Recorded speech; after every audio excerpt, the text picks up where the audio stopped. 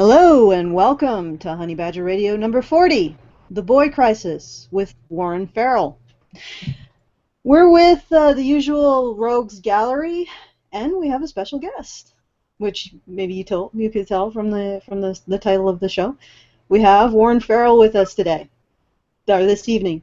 Well, I guess it's somewhere. It's somewhere. Do you want to say hi? Hi, I'm looking really forward to being with you. That's great. And just so if you don't know who Warren Farrell is, I'll just bring out. Oh, gosh. You're one of the three people in the MRM who doesn't know what. Yeah, one of the three people. Exactly. And okay, so Dr. Warren Farrell has been chosen by the Financial Times as one of the world's top 100 thought leaders, and by the Center for World Spirituality in 2011 as one of the world's spiritual leaders. His books are published in over 50 countries and in 15 languages. They include 2 award-winning international bestsellers, Why Men Are the Way They Are, plus The Myth of Male Power. Dr. Farrell is currently the chair of the commission to create a White House Council on Boys to Men and is co-authoring Boys to Men with John Gray of Mars and Venus fame. Warren Farrell's books contribute to 12 disciplines. A book on couples communication, Women Can't Hear What Men Don't Say, was a selection of the Book of the Month Club. His Father and Child Reunion has inspired many dads to be more involved with their children and helped others win custody. And Why Men Earn More, the startling truth behind the pay gap and what women can do about it, was chosen by the U.S. News and World Report in 2006 as one of the top 4 books on careers. Warren has taught at the university level in 5 disciplines and appeared on more than 1,000 TV and radio show programs, from Oprah to Larry King Live. He has been featured repeatedly in Forbes, the New York Times, and the Wall Street Journal. And just as a personal component to this introduction, Warren Farrell's book, The Myth of Male Power, was one of the first books that I read when I started my investigation into men's issues. I remember it very particularly because I was a college freshman, and I had finally found an entire shelf of books on men's issues, of which the one that I think was that affected me the most profoundly and influenced my thinking on the subject was Warren Farrell's The Myth of Male Power. And so that was back in the mid-90s, a long time ago. But yeah, it was a great read, and it really, really impacted my thinking. So I'm just a little nervous because this is like, notice me, senpai, and it's happened, sort of thing. So yeah, but yeah, let's get into your latest work, which is the Boys to Men. Can you tell us a little bit about the book and why you wrote it, what you're intending to do with it, what it's about? Yes, it's still in process, and we changed the title to The Boy Crisis because the more I read about it, the more I realized that there really is a major boy crisis. And it's so when the OECD, the Organization for Economic Development of the United Nations, looked at 70 different countries, they found out that in every single one of the 70 most developed countries, boys were significantly behind girls in almost all academic subjects, but especially in reading and writing. And reading and writing are the greatest predictors of success. The problem with that is that very few women are interested in marrying men who aren't earning as much as they do or more. And when you have a lack of marriage, you have children growing up in situations where the father is usually either not involved or is minimally involved or is a hierarchical dad. That is, the dad is a dad to the degree that the mother wants the dad to be a dad because the father is fathering in the way the mother feels the father should father. But I think you get, and so he's sort of a conditional dad, and he learns. So, for example, the mother might say something like, I don't like you roughhousing because you might hit the furniture, and the last time you did, the child cried. But most fathers don't know enough to know that roughhousing is helps the child be able to set boundaries and communicate what it needs and doesn't need with the dad, and it increases the child's intelligence, and because it increases the neuron connections. And so fathers, by not doing their homework, don't speak up and connect with mothers on equal power levels in the family when it comes to raising children. And so therefore, when there's not marriage, there's usually the father is left out of the process, except to the degree that the mother wants him to participate. He's more an advisor. When the child has a father as an advisor as opposed to an equal parent, the child loses out in more than 35 different areas of emotional growth and intellectual growth and academic growth and career growth. Could you, ooh, bit of an echo there. I'm going to have to mute. Okay, there we go. Can you actually, we're just having some feedback on, okay, there we go. It seems to have resolved itself. So could you say a bit more about those 35 areas of the things that children lose out of, specifically boys, when they don't have a father? Yeah, absolutely. One of the most important and counterintuitive areas is empathy. So in all the studies throughout the world where they measure father involvement and they include empathy as a characteristic to be measured, they've found that children, the more the father is involved with children, the more likely the child is to be empathetic. So two things on that. One is the importance of empathy, and number two, why that connection, because men, as a rule, are not usually considered to be the more empathetic gender. They're considered, women are, so it sort of seems counterintuitive that the children raised, the greater the amount of father input, the greater the amount of empathy. So I'll reverse it and give some of the why first. The dads, it turns out, are far more likely to, they're less likely to set boundaries, but more likely to enforce boundaries. So let's say dad is wrestling with his daughter or his son, and the wrestling process leads to the father saying, I'm sorry, you can't, you can fake me out with your eyes, but you can twist, you can turn, you can do this and that, but you can't, poke me or pull my hair or kick me in the groin or whatever. And so the child sort of starts wrestling again, gets all excited, forgets about it, and and kicks the dad in the groin or whatever. And the father is far more likely to say, okay, no more wrestling tonight. And if the child complains, he'll say something like, if you can continue complaining about that, there won't be any more wrestling tomorrow night either. So now the child has to start thinking about the father's needs, because he is going to lose out, or she's going to lose out on what she or he wants to do, wrestle and have fun, if she or he doesn't pay attention to someone else's needs other than his or her own. Now, the mom might probably not roughhouse, but might do something else with the child. Let's say that the mom says to the child, you can't have your ice cream until you finish your peas. And the child says, okay, and then has a few peas and says, okay, now can I have my ice cream? And oftentimes the mother will think, well, I'm not going to get into a big argument over a few peas, so okay, maybe have another pea or two, and then you can have your ice cream. And whereas the dad will tend to look at the child and say, excuse me, we had a deal here. The deal here was there was no ice cream until you finished your peas. You know what the deal is, I know what the deal is, and you know I know what the deal is. So what are you doing here? And the child will go, oh, well, you're so mean. Mommy lets me have the ice cream without finishing my peas completely.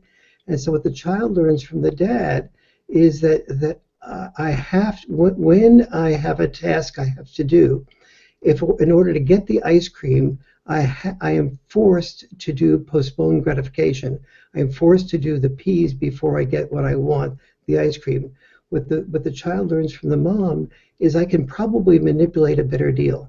I can have a few peas and then appeal to whatever her weak spot is. We just got divorced. She's worried about me. I had a bad day. She's tired. She wants to get to bed. She wants to get me to bed. She wants me to finish homework. Whatever the child senses is the weak spot, it can use to manipulate a better deal. So the child is not empathizing with what the mother needs, and it's also not learning something else. Children raised primarily by dads versus children raised primarily by moms. Children raised primarily by dads are only half as likely to have ADHD even though the children, the dads tend to get the more problem children to begin with. So let's work on that. Children raised by dads are only half as likely to have ADHD. And if you think of that example of the peas in the ice cream, the child was learning with the mother that it didn't have to pay attention to the task that was assigned. It could have an attention deficit and a manipulation skill set and manipulate a better deal. Whereas with the dad, the child learned that it had to pay attention to what was required of the child in order to get what it desired. And so it learned the most important single ingredient to success, which is postponed gratification. And so those are just two examples, the ADHD and the empathy, that I think are two differentiators in the way boundary enforcement tends to create outcomes that are much more positive for the child. Just to take off on what you were saying about how fathers have boundaries and they have expectations of children's behavior. It sounds like fathers require the child to accommodate another person's expectations on their behavior. So they have to actually model another person's expectations. Is that correct? Would that be as you would? Yes, absolutely. Sometimes the fathers model it, and sometimes the fathers don't. The fathers aren't perfect in the modeling, but they are very good at the requiring. So even the father may do this even for a selfish reason. Say the father wants to watch a football game and says, listen, I need to, is saying in the back of his mind, I want to watch a football game at X time, and I need you to get to bed before this time. So let's say it's a completely selfish reason, and the father doesn't model, let's say, the generosity in his own life. Let's say all the worst things about the dad, but the dad, in the process of requiring the son and the daughter to do things that in order to get what it wants to get, is creating the ability of the child to do the postponed gratification and the empathy nevertheless. In fact, oftentimes the empathetic parent produces the non-empathetic child. So your friend that was talking about being almost kicked out of teaching, teachers will often comment to me. My sister was a teacher, and so was I. And oftentimes my sister, as an elementary school teacher, would tell me that the most wonderful, loving children in the class, the ones that were the most empathetic, oftentimes on parents' night, the parents were oftentimes fairly selfish. Conversely, the children that were sort of entitled and narcissistic and focused on themselves, often had parents that were extremely compassionate, generous, empathetic, and always wanted to do things for the kids. So the parents that always wanted to do things for the kids ended up with children that thought the whole world was made to do things for him or her, and therefore learned very little empathy. So oftentimes it's ironically the absence of a huge amount of empathy when it's translated into doing things for another, that can actually be very harmful to the child. Well, it sounds like they sort of have we're having the issue again with the echo. It sounds like the father affords the opportunity to model another person's mind and expectations and desires and requires the child to do so before they get the reward, which of course will encourage the production of empathy. Well, so we sort of.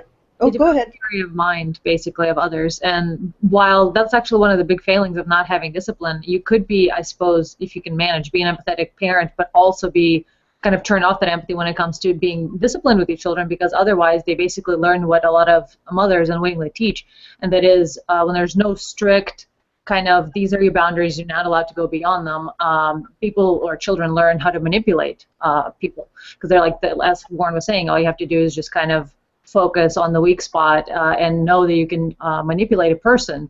Mm-hmm. And from that point on, that will be pretty much your experience of the world. And that's how you'll approach every single situation, is through the trying to manipulate people, instead of what more fathers teach and what discipline gives you, which is there are boundaries, there's cause and effect, this is how the world works. So it kind of makes different types of people in a way. Yeah, so this is one of the reasons, you're absolutely right. And when I did the research for Father and Child Reunion, this is when I first ran across this type of data, and it was really interesting to me. And then as I always try to watch whatever I'm doing research on to see if my real life experiences are matching that. And the more I watched that, the more I saw that was really very accurate. But you're you're exactly right in your observation. Okay, so we covered a bit of the positives that men give their children in terms of socialization, empathy, and behavioral norms, such as and tools to succeed, which is delayed gratification. Are there any like concrete, hard statistics on the kind of educational benefits that having a father in the house gives for children? Or Yes. do you have? Okay. Absolutely. It starts, first of all, it starts at birth. When the more, even when a child is born prematurely, Kyle Pruitt at Yale University studied children that were born prematurely and found that the more the father was around the child, the more the child got more quickly the child got released from the hospital, the more it developed motor functioning, and psychomotor functioning translates by the age of 3 months into an increase in intelligence. And so and then by the age of 6 months, and then 3 years, measured at each of those intervals, that intelligence is retained from the greater amount of father involvement. Now, this is important that other factors are controlled for. So income is controlled for, and education is controlled for. So you don't just have the higher IQ with higher education or higher income. You have it independent of that factor. As children get older into the first grade, the signs of greater intelligence, that is, as measured by the Stanford-Binet IQ tests, are increased with children that have more dads around. Now, why this is true, we're not 100% sure, but it probably does have a lot to do with what we were just talking about. Fathers are always pushing the kids to do a little bit more, a little bit better, to try something that they're not used to move outside of their comfort zones. Moms, as a rule, are more likely to say to the dad, you're pushing him too hard. Just he said he didn't want to do that. Don't do that. And so, and actually, that one of the reasons children do so well when moms and dads are together is because the differences between mom and dad very frequently work to the child's benefit. So, for example, a child's a little bit older, let's say, and she or he wants to climb a tree. Mom will more typically say, sweetie, maybe in a couple of years you can climb the tree, but not right now. You're going to hurt yourself. Dad will say, yeah, be careful, but you can climb the tree, but be really careful. And so mom and dad will get furious at dad and say, you can't have the child climb the tree. He or she's gonna fall out of the tree and hit his or her head and whatever. And so they make it into a big argument, and they think that they're not suited for each other. But actually that argument can be functional. So if a deal is made, such as, yes, my daughter or son can climb the tree, but only these branches and not higher than this, and then and you get and keep here. I'm going to take your cell phone from you, and you get out underneath the tree and make sure the child doesn't fall out of the tree. So what the child's gotten is the benefit of risk-taking that the father encouraged, and the benefit of safety that the mother is more likely to encourage. And so the father and mother may get into an argument and think that the other one is bad at parenting, but in fact it's the combination of both sets that are good at parenting. Now back to the academic thing, you asked about, what are the statistics on that. Children do better in every single academic area that the father's involved. I was mentioning before, this is especially true in reading and writing, but it's also true in math and science. So when children go to weaker schools in poorer areas, and they have both parents living together and working with them, they do better in the weaker schools in poorer areas than children do who go to better schools in wealthier areas who are divorced and don't have much contact with the dad after divorce. So those are just a few of the examples of that. And I know that Theron has requested to talk a bit more about what kind of benefits mothers give, but I sort of want to explore the entirety of this topic of the specific benefits that fathers give before we get into another topic. So what kind of physical health benefits do fathers give their children? Do you know, or is there specific physical health benefits? Yes, absolutely. The children so first of all, let me make it clear that the children who do best, have both mother and father for sort of the example of the reasons that I just mentioned. But the more the father is involved in the process, usually up to about equal amounts of time, the children definitely do better in health areas. So, for example, moms set slightly earlier bedtimes, but when children are with their dads, they end up going to bed earlier. And that appears to be significantly because of the boundary enforcement issue. So a couple of things are happening there. The child gets to bed earlier, therefore the child gets more sleep, and the child tends to be have therefore a stronger immune system, goes to school more frequently, and one health benefit rolls into another. Other health benefits that are similar to that is that children, the more fathers are involved with raising the children, the fewer days of school that children tend to miss, the fewer times that they go to the hospital and the fewer times that they go to the emergency rooms. Those are the most carefully documented measures of the connection between father involvement and health benefits. Okay, and one last question on the benefits of father involvement. I'm also led to believe that there are economic benefits to children, and not just in terms of having an extra income, but their own future income to having an involved father. Yes, father involvement is lack of father involvement is the single biggest predictor of dropping out of school, of number of days that you are missing school during the school year, the likelihood of being expelled. So 71% of your high school dropouts grow up in the 35% of homes where there are fathers minimally involved. The father is, let's see, was I focused on the, ask me your question again too. I'm not sure that I'm getting right on that. Well, the academic, or not the academic, but the economic benefits, yes. The economic outcomes for children to having an involved father.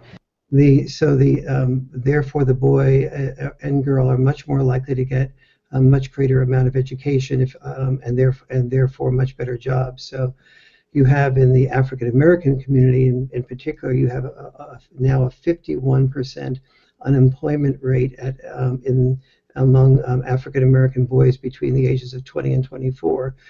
This is normally years in which there's a great deal of employment among boys that are boys in particular. That's the boy rate, by the way. The girl rate is higher than that. Is less disastrous than that. And so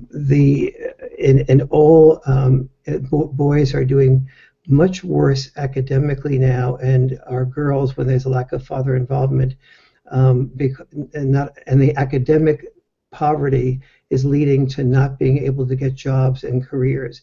That's true for both sexes, but it's more true for boys because there's a morphing in the economy when I grew up, for example, a boy who didn't do well academically could work as a mechanic, could work doing something physical as a carpenter, could work in a factory, could work in a machine shop. With the decrease in manufacturing, we're moving from machinery and muscle. We're moving, in a sense, from an era of muscle to an era of mental. And in the mental area, women do as well or better than males do. But in the muscle area, obviously, men have an advantage. And so the big gap that's happening now is when boys don't do well academically, which increasingly they're not. There's no place for them to go in the society. So when male energy is not used constructively, it tends to be used destructively. You have a huge amount of testosterone and a huge amount of energy and a huge need to focus that energy well. Otherwise, it tends to be destructive, as in school shootings.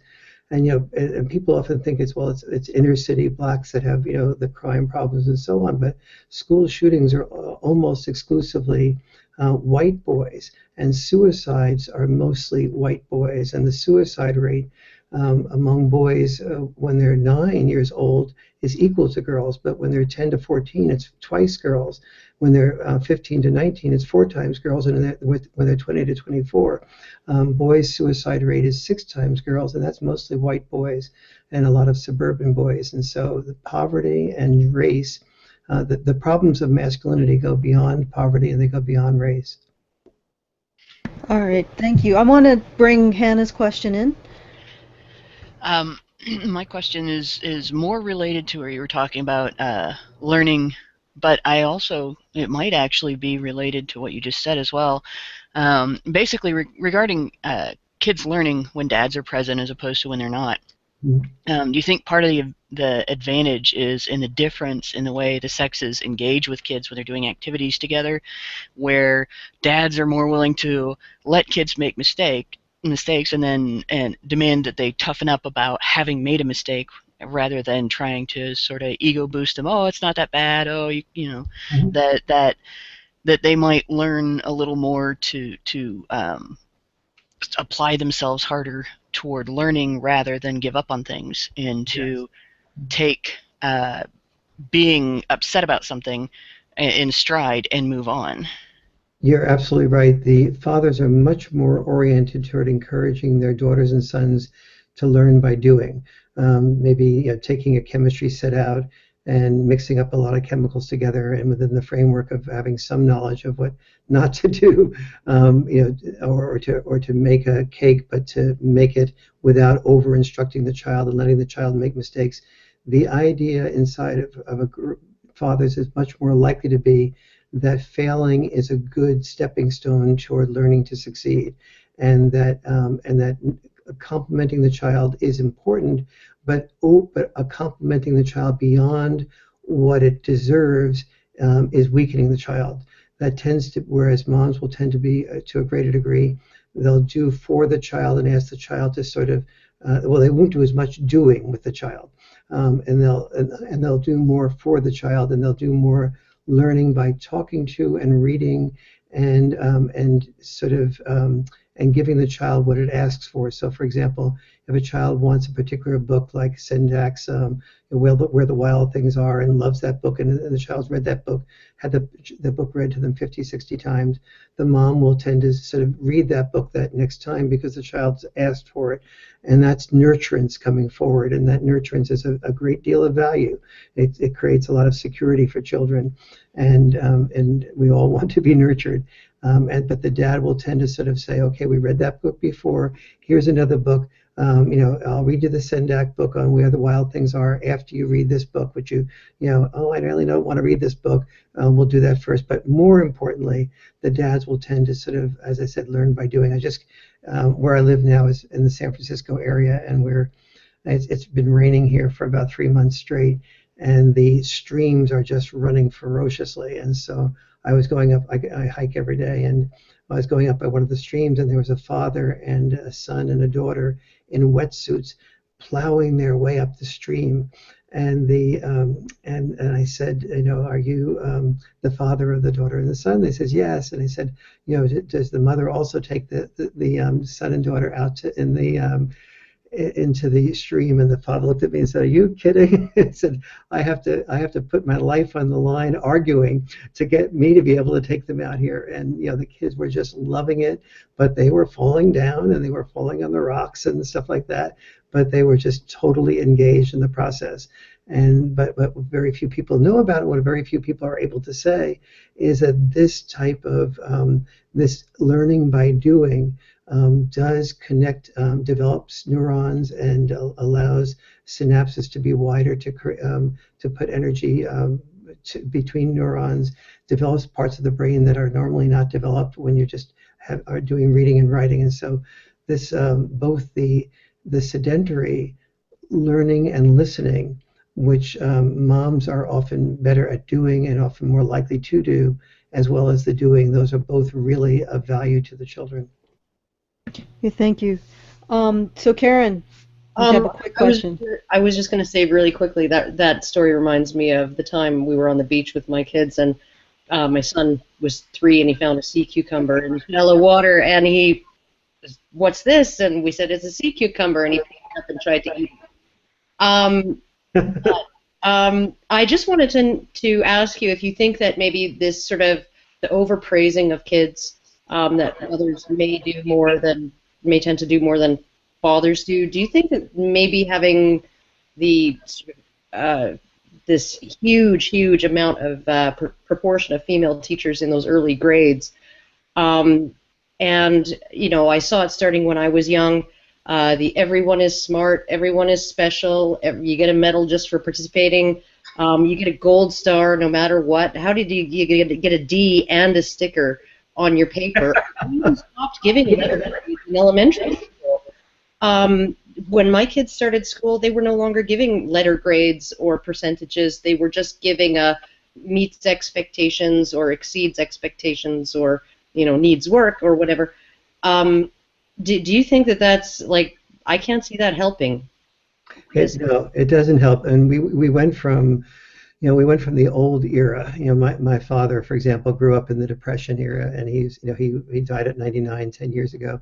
And he said, so when he was 45, when he was 35 years old, he had been through 2 world wars and a depression.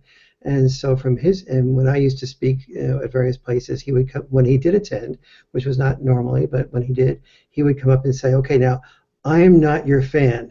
Here's what you did wrong. Here's what you could do better. His whole, you held your hand, you put it this way. When you did it this way, you look gay. When you did it this way, type of thing, And gay was not an alternative for my father, as you can imagine.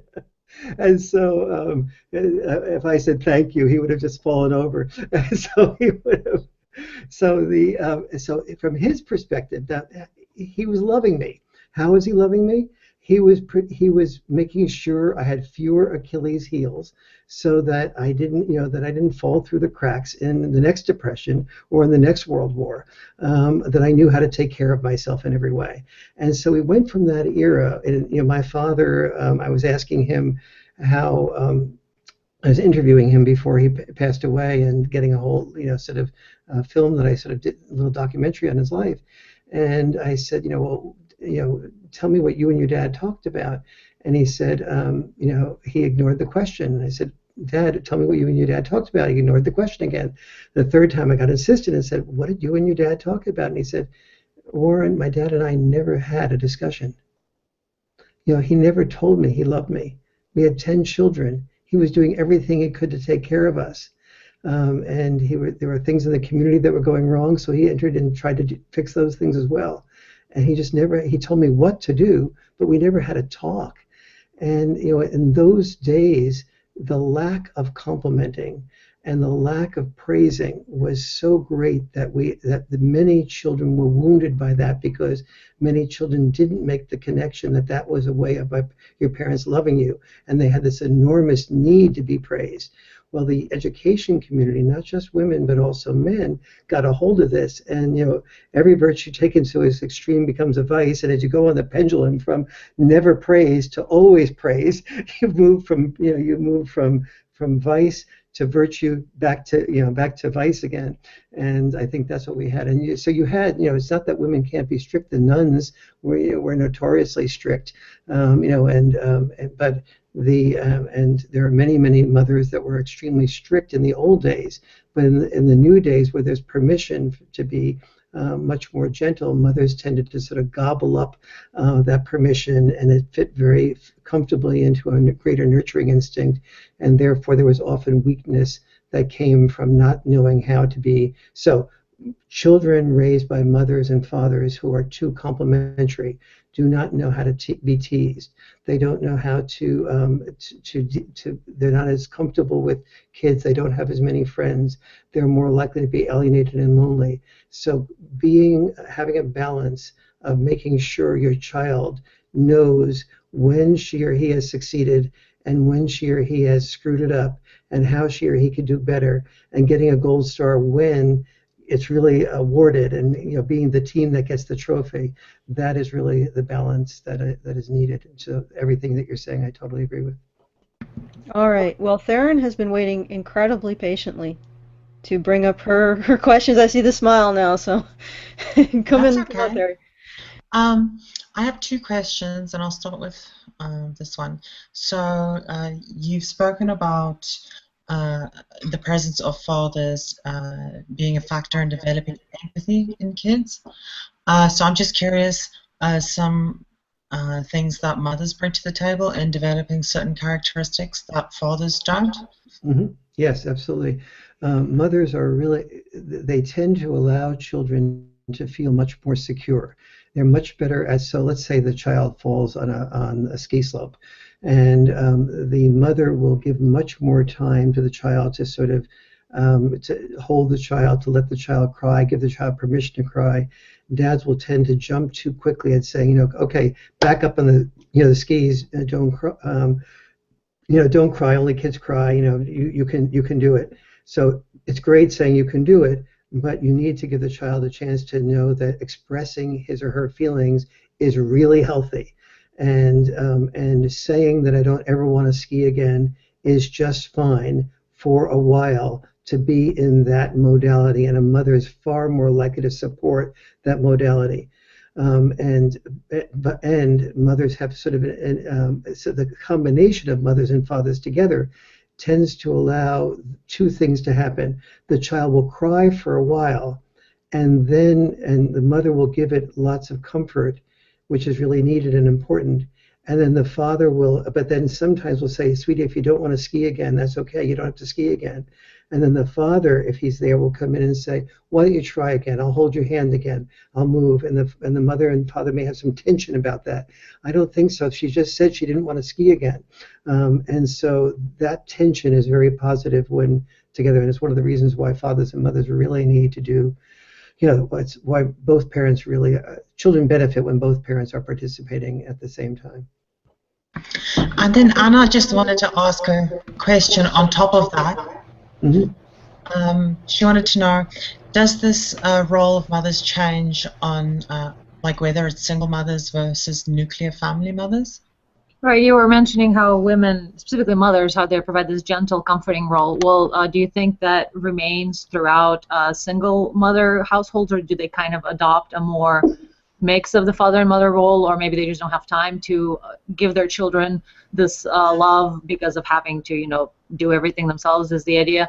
Or is it they benefit from the kind of the good cop, bad cop situation of the nuclear family and the mother's role in that? Or does that role change in single mothers, or do they still continue this kind of nurturing role in that single mother? Good, very good. A lot of good questions woven in there. So I'm going to do this one first. One thing that to go back to what mothers do that is really good. Let's say there's a divorce situation, and the father becomes, for whatever reason, the primary parent. Usually, the children do very well when dads are the primary parent. So people often say, well, gee, is that because dads are so wonderful? It's actually in part because moms don't give up. When dads are the primary parent, moms stay involved. Moms don't, whereas when mom is the primary parent, often dads go off and start feeling that like they don't have a real good role there, and they start going off finding another woman, and who has children, and then putting more focus on the other children. When a mom has a child, whether she's a single mom or a mom living in a divorce situation, with the father being the primary parent, or in almost any situation, on a percentage basis, moms are far more likely to remain consistently and dependably involved. You can count on mom more than you can count on dad.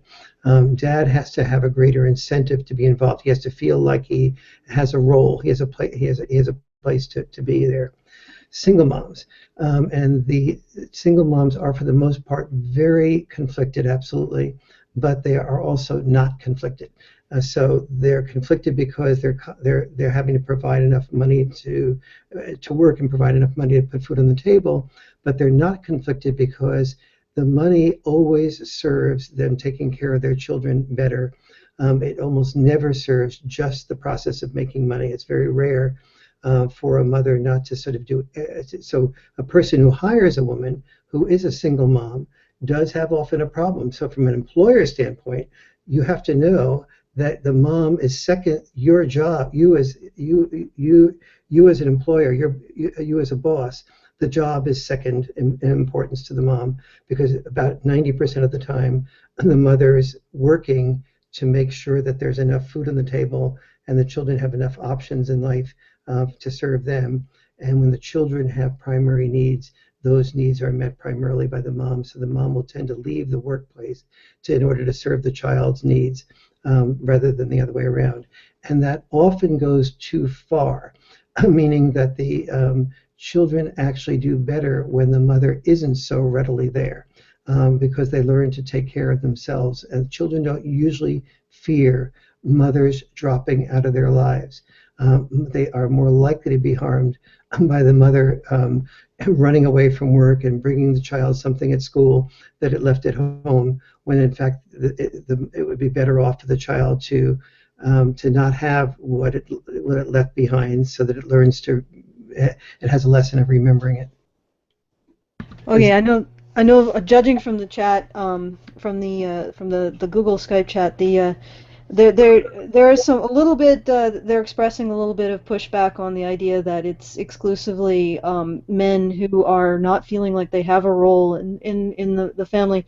They're, all Anna, Karen, and Hannah are essentially emphasizing the idea, and there is a very real problem of gatekeeping moms who believe that they have the right to determine how much of a child's father, how much a child gets to see his father, and so they're pointing that out as well as a significant contributing factor. Gatekeeping is a really major problem, and so let me do this one this way. Let's say, for example, a dad. We have a divorce situation, and the dad is, and the child says, "Can I go to the playground to play some basketball?" The dad is highly likely to say, "Yes, go for it," and maybe drive the child over if that's relevant, and then leave the child there, and then come back home and either do whatever. And so let's say the child at the playground gets into a fight, and and gets beaten up, or at least messed up, and but an hour or two later, it's time for the father to bring the child back to the mother, because the father, let's say, has the child only for the weekend. And the mother says, "What happened here?" And the father goes, "Well, the child went to the playground, got into a fight." "Well, oh, excuse me, why weren't you at the playground with the child?" "Oh, yes, I forgot. It's the playoff time for XY Sports. I see what your priority is. And now Jimmy has gotten beaten up. And you consider that okay?" And so now, from the mother's point of view, that child getting beaten up is evidence of two things: that the father can't be depended on, and the father's more interested in the playoffs than he is in the child. From the dad's point of view, which very rarely gets communicated to the mom, the fact that he got beaten up in the playground would be not good, but it's a chance for him and the son or daughter to get into a dialogue about, how did you get beaten up? Who do you hang out with? Why did you choose to hang out? When could you have come home? A whole series of questions that would allow the child, if it had a chance to be processed, to discover how to take care of itself better. The father, not saying it, oftentimes is thinking, I want to be able to have the child make these types of mistakes. I'd rather have them make the types of mistakes now while I'm around to work with the child on it, than to be protected from these mistakes and then go out in the real world and fall into these mistakes. But so the mother's gatekeeping, the mother saying, I'm not going to, the next time you're with the child, don't ever go to the playground alone. Let the child be at the playground alone. Make sure you're there with them, and don't be reading. Sort of be closer to the child. And the father feels like, my goodness, you're turning me into a babysitter. And that's what begins to make the father feel like, I'm not trusted here. I have no role here. And so he begins to fade out of the situation. And so the gatekeeping is a huge issue. But I want to make it clear that the gatekeeping from the mother's point of view is done from love. It's done from her way of trying to protect the child. And the dad's way of trying to protect the child in the long run is usually not very well articulated to the mother. And even when it is, the mother can get it intellectually, but oftentimes rarely can follow through with that, especially when the child is, let's say, gets into a fight. Okay, well, just to speak directly, I have to occasionally mute you and unmute you to resolve the echo. Mm-hmm. But I wanted to point, just to give a nod to what's being said in chat, and I mean, it's not just the social gatekeeping of the mother; it's also legal empowerment to decide whether or not the father is in the child's life. which is also a significant impact with why men fade out of the lives of the children of their divorced, the children that they have with their divorced partner.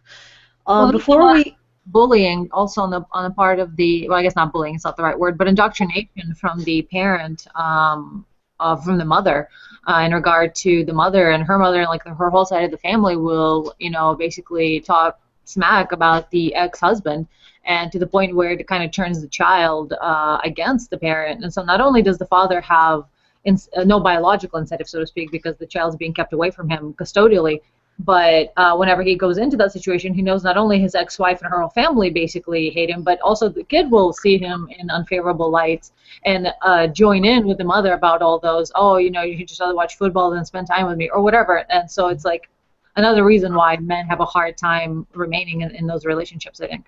In other words, parental alienation. Yes, and the answer is yes, and yes. The single most dangerous thing we are doing, the two most dangerous things that we are doing now is having a legal system which does not start out with the assumption of equal amounts of involvement of both parents after divorce. And there's four things that need to happen after divorce if you want to predictably have your child do as well, almost as well, or as well as in an intact family. Number one is have an equal amount of time between mom and dad time. Number two is to have the father and the mother live close enough to each other so the child doesn't have to give up activities or friends in order to see the other parent. Number three, that the child cannot overhear or overfeel any bad mouthing from mother to dad or dad to mom. So when I say overfeel, what I mean is if the child speaks up about something positively that it did, let's say with dad that day, and the mother sort of like looks a little bit distant or emotionally withdraws, the child is feeling that speaking about dad in a positive way is not buying it any possibility of something good happening here. So it just starts to, but more specifically, the data shows us that children are 5.5 times as likely to hear something negative said by the mother about the father than the other way around. The problem with bad mouthing is this, that as a child gets older and begins to look in the mirror, and whatever is bad that is being said about the father or the other parent, the child begins to see that in the mirror. It sees the father's eyes in the mirror, the father's nose, etc. And it begins to fear that if the mother is saying that the father's irresponsible or a liar, well, that child has probably told some lie in the last week and begins to wonder whether it's inherently a bad liar or irresponsible or a manipulator like the child has heard that the father is. So every time you badmouth the father or the father badmouths the mother, you are badmouthing that half of the child that is the genes of that other parent, and that is really, so you're really badmouthing the child. And so as you were saying, Theron, when the legal system sets it up so that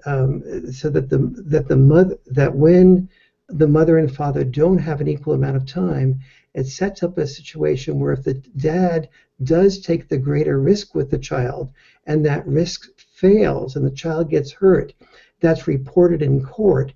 And then in court, that gives the judge the excuse to move the child away from the father because it seems like there's a concrete reason now, without understanding that that is part of the father's gift to the child, is not irresponsible and negligence, but rather a different type of parenting that is more likely to have a few more risks attached in terms of physical types of things. So that's one of the two worst things we are doing, is not having the assumption of shared parenting.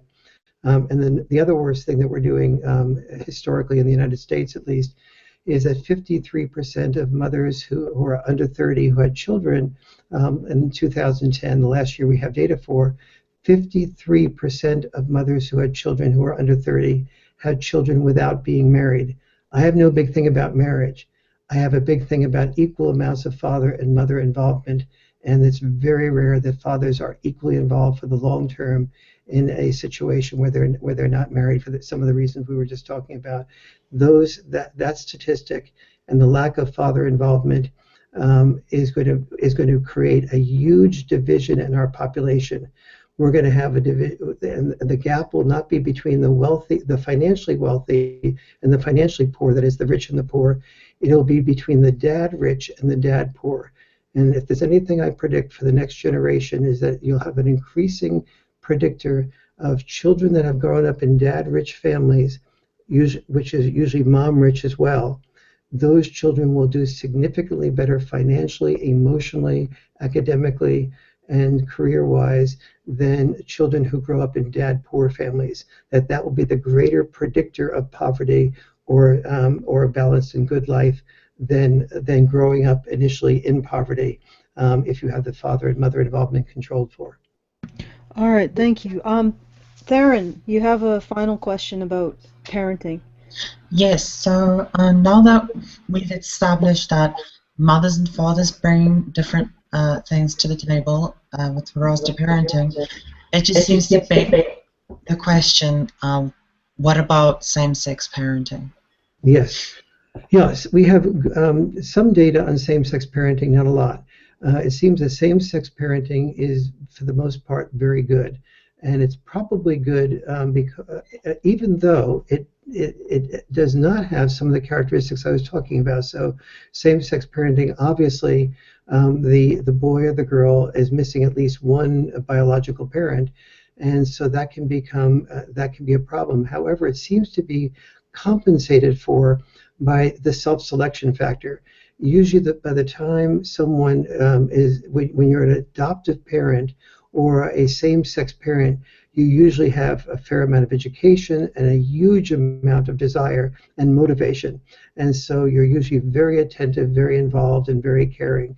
And so so far the data on same-sex parenting is reasonably good. But we have it's still in its sort of like infancy stages, and so we have yet to see where that goes. I just wanted to add, Warren, could you mute your mic for a second? It's just if you move your mouse onto the... I've already done it, Karen. Oh, okay, never mind. Okay. The idea that all mothers are this way, all fathers are this way, totally it does, like, same-sex couples are already generally outliers as well, just behaviorally and everything, right? So, like, I look at my relationship with my ex and how we were with the kids, and he did quite a bit of roughhousing and going for walks on the beaches and picking up crabs and going fishing off the dock and all of that, right? But there were certain things that he was very, very kind of almost motherly about. I can't believe you let them go to we had a park across the street. They're 5 and 6 years old. We lived in a town of 3,000 people. I can see them from my window. They can go to the park by themselves, yes. And play. If they cry, I'll hear them. I can't believe you let them do that. Go to the park unsupervised, and all kinds of other stuff. Like, I can't believe you let Sam just walk a block and a half up the street and knock on his friend's door without even calling first, and all of this to see if his friend could come out. And I'm just like, I don't have the time to hold their hand for everything, and they want to go out and do stuff, and they're capable. And I mean, my youngest was a latchkey kid at 8. He had to spend a whole 45 minutes by himself, had his own key in the house after school before his older teenage siblings got home when I had divorced, because there was just no other way to do it. And so, and my ex would have just been appalled at the notion of an 8-year-old kid being left alone in a house for any length of time. So I think that it's not super across the board. I mean, there are some exceptions to the rule, and I think that probably homosexual couples, same-sex couples, are going to be maybe more in the exceptions rather than the rule, just because they're already the exceptions. So yeah. Yes, absolutely. I think so. And first of all, I really want to validate what you're saying, which is that there's many men behave more like women, and many women behave more like men, for sure. And also, in that same line, is when men are alone, they do a much better job with the nurturing role. So if the kid falls down on that ski slope, that we're now making a little iconic here, or metaphorical, the the that the if the mother is not around, the father will often come in and nurture and hug the child. Not as long as the mother will, but longer than he would if the mother was around. It's almost like the father will go over, check out the situation. If it isn't disastrous, the mother will come in and do the hugging, and it's almost like they split roles. It's very fascinating to see the difference in behavior when children are with dad alone as opposed to when mom's around. Okay, go ahead, Hannah. Well, this goes way back to when you were talking about the dad letting the kid go to the park and the kid gets beat up and the mom freaks out about it. And my family was a little different in that, I mean, my parents are still together, but my mom was sometimes, not always, but sometimes gender atypical. And I noticed a difference in my household with how the response was to us going to the park. We had a park right down the street from the house. And in other households, when a kid gets beat up at the park and the kid comes home and mom and dad are confronted with this kid with a black eye, both of my parents would tell us the same thing. Why didn't you hit them back? Or why didn't you come running home right away? Or and at the other kids' houses that I knew, the dad would be giving the kid self-defense instructions and escape instructions if self-defense wasn't a possibility and things like that. And the mom would be like, I'm going to call that other kid's mother right now. That's right. Exactly right. And it was like a totally different thing for me to see. And I'm wondering if, that tendency to be gender atypical with same-sex families, it's a more comfortable environment sometimes for a person to be gender. It's already accepted that you're going to be atypical anyway.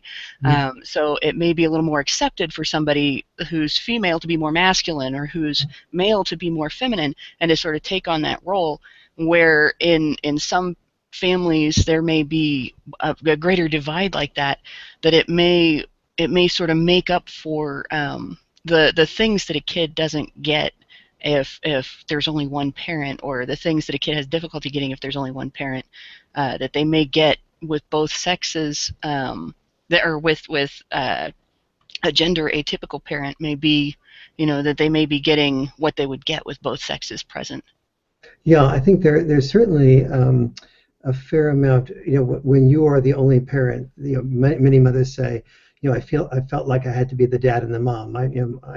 I am married to a woman who had who was a single mom for a while before we got together and got married, and she would often, and she ran her own company and she raised the children until we got together, and she was just having to juggle both balls, but also she made many decisions like a man would make and many decisions like a more traditional woman would make, and so the more you have to play roles, the more you definitely get into them.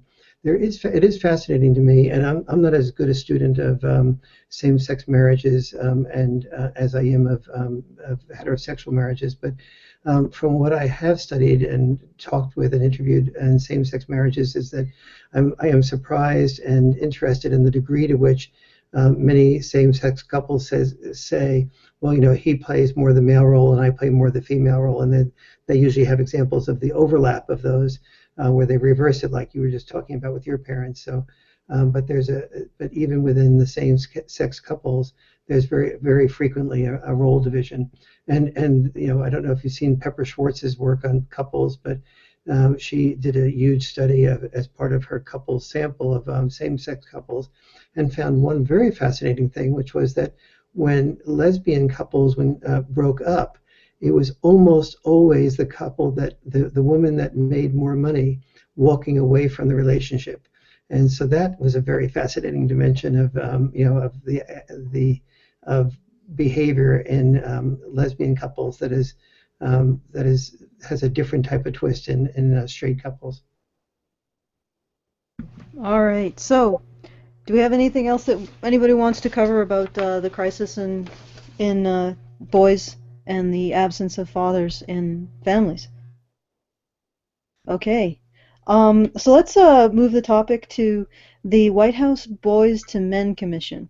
Could you Yep. tell us a bit about that? Why you decided to approach the issue in that way, and what you were hoping to accomplish, and give us a little bit of history? Sure, absolutely. Before I do that, just let me say that if someone is saying like, where can I get all this data that you've been talking about, and I will be having some of it updated in the Boy Crisis book, but almost everything I mentioned is in the book called Father and Child Reunion, which is already out, and so that is available if somebody needs to bring that into their court case or into their home or just wants to educate themselves with that background.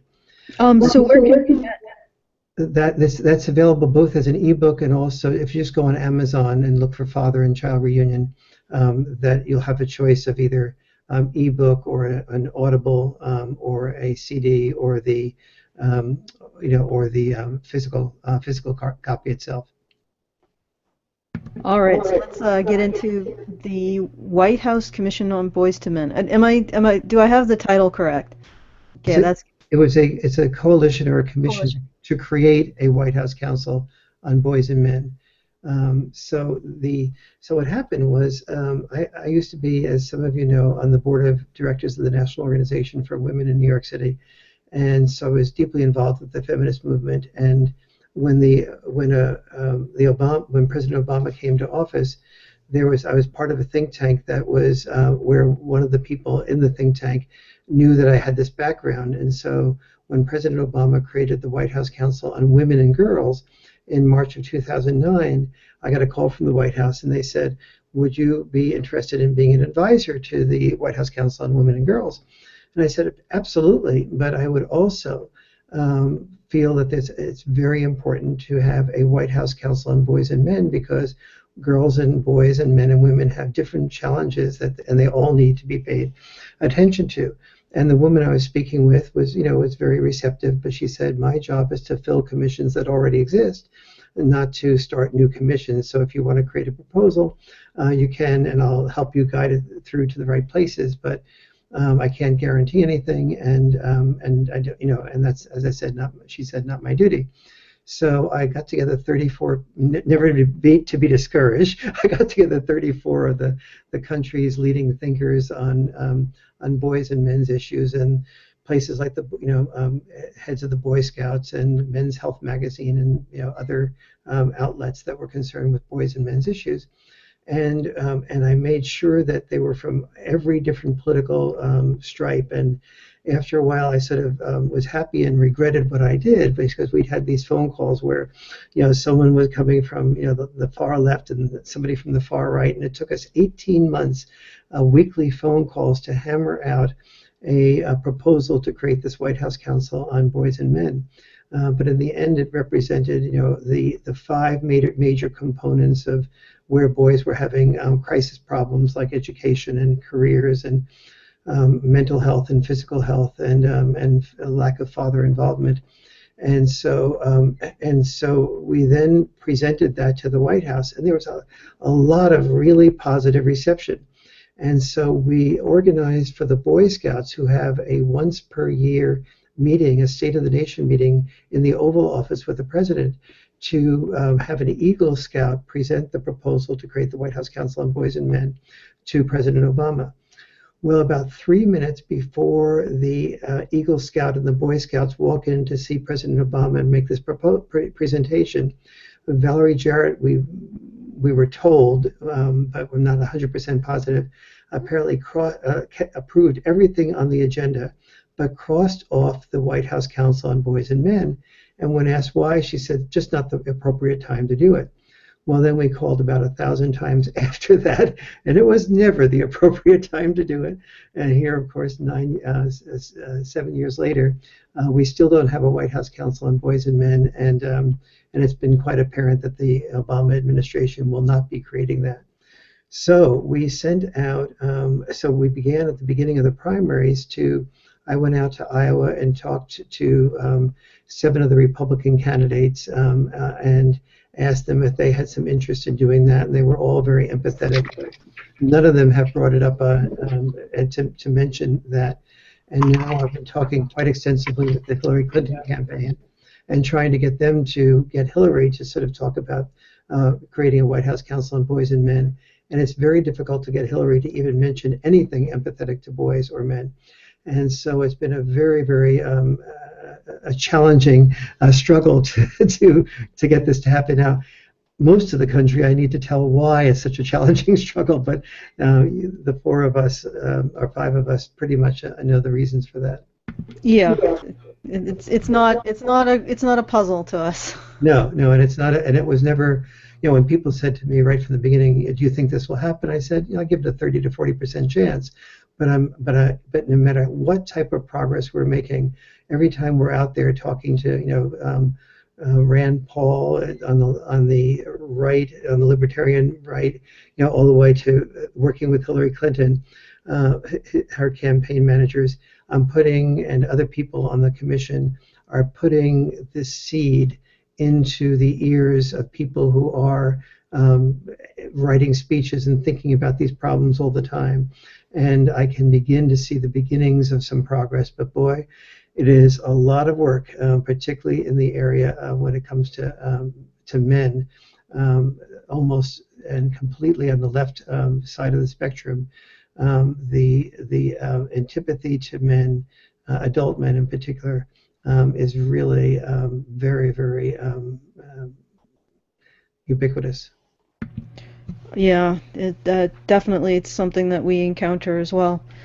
And we're trying to, the first step really is to change the climate and get people in a situation where they can accept these kind of concepts and even accept the idea of male vulnerability, because for so long men really have been the pillar of society, and the idea that they might have needs it almost strikes at a root of terror in a lot of people. Well, I don't know if any of you guys all remembered My Brother's Keeper, which was an initiative started by Obama. Essentially, he took it was the experiment. It was the test case. Let's take the most marginalized boys in America, the ones most likely to drop out of school, least likely to attend college, most likely to go to prison at some point, and we're gonna see what we can do to help these marginalized boys. These boys who are doing worse on a number of metrics than any other individuals in society. And the feminist groups lost their shit. Obama's forgetting about black girls and girls of color, and why isn't he including girls of color? And I'm thinking to myself, what? So you got like a steaming heap of 50 programs and initiatives for girls, right? And we start one for boys, and in order to make it fair, you have to have one for girls, or you have to include girls. And I'm thinking to myself, it's no wonder no politician wants to touch this. And this is exactly what you're saying, Karen, is what we've heard again and again. And what happened very sadly, and I know that you understand this, is that and you go into any gender studies place in any university, any major university, and if I said, do you believe that this world is a patriarchal world created by men to benefit, and with rules to benefit men at the expense of women, virtually every gender studies person would say yes. And not only that's exactly right. Glad you understand it.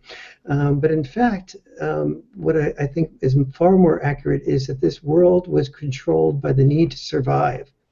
And both men and women made sacrifices. Mothers and dads made sacrifices, and mothers did sacrifice their lives to have a better life for children. And dads sacrificed their lives. Oh no, men have the power. Yes, men. The road to high pay is a toll road, and our dads gave up the glint in their eyes to raise money that often somebody else spent, while often they died sooner.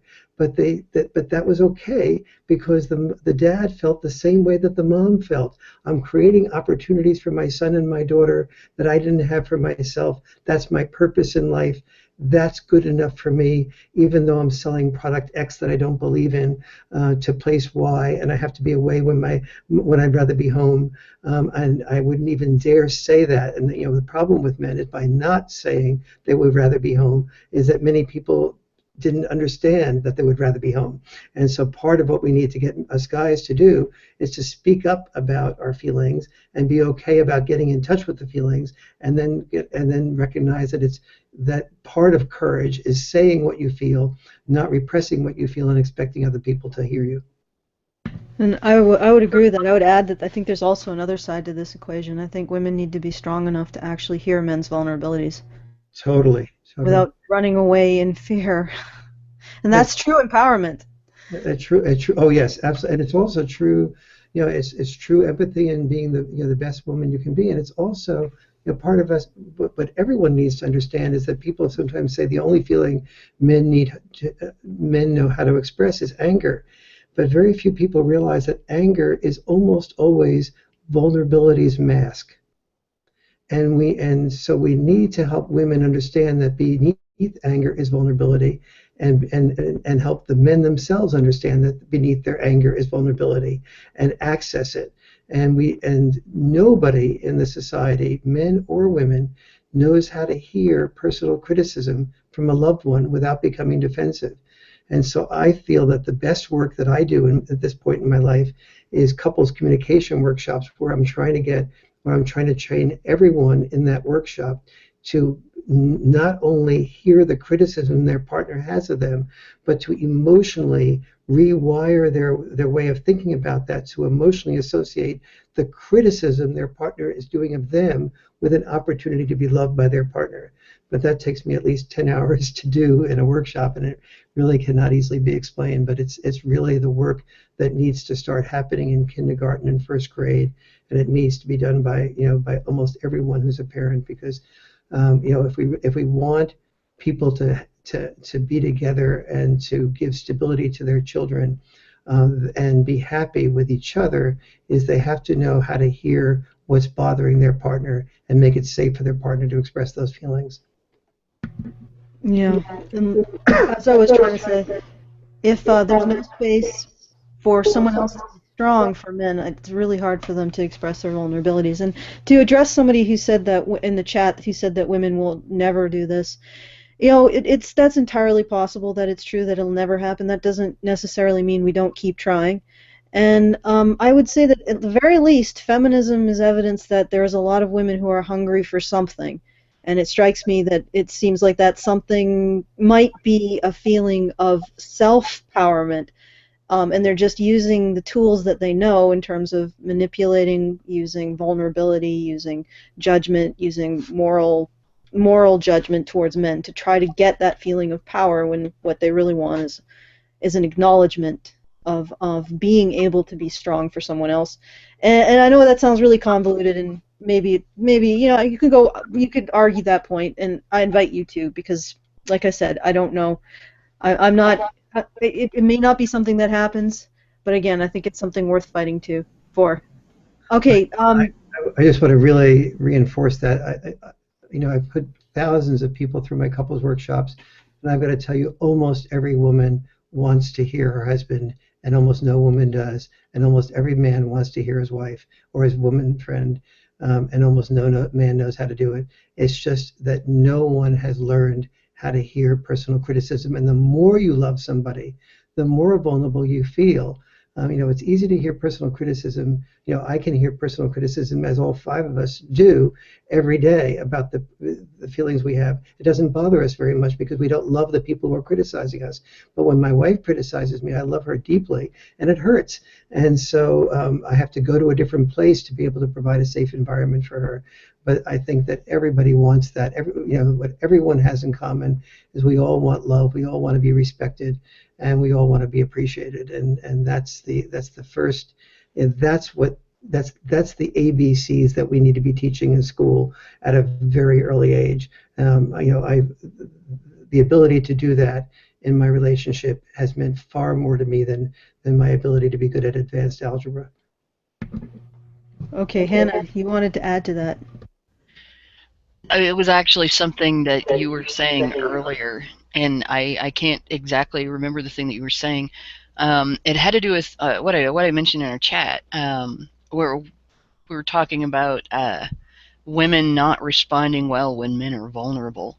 And I think sometimes that happens partly because they view the man's vulnerability as an act of usurping their position in the relationship or in the scenario or whatever as the person whose interests are most deserving of consideration, because a lot of women and girls grow up being treated as if their interests are the most deserving. And I think if they don't experience having to sacrifice for other people, like boys will sacrifice for their friends, boys will take a hit from a bully for their friends, and they'll be told all their lives, if they've got a sister, ladies first, let your sister have some first, give your sister the bigger piece and all that kind of thing.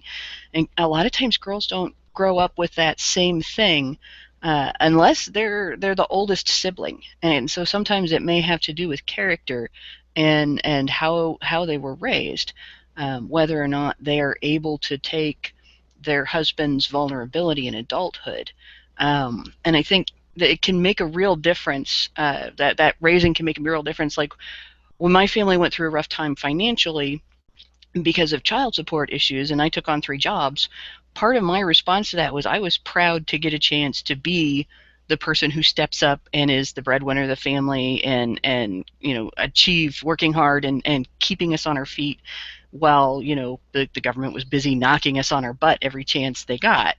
And a lot of women get really resentful, and I think a lot of second marriages divorce because of that, because the woman looks to the husband to, well, why aren't you keeping up with this? Why aren't you doing this? Why are you vulnerable to this? Why am I not more important than she is?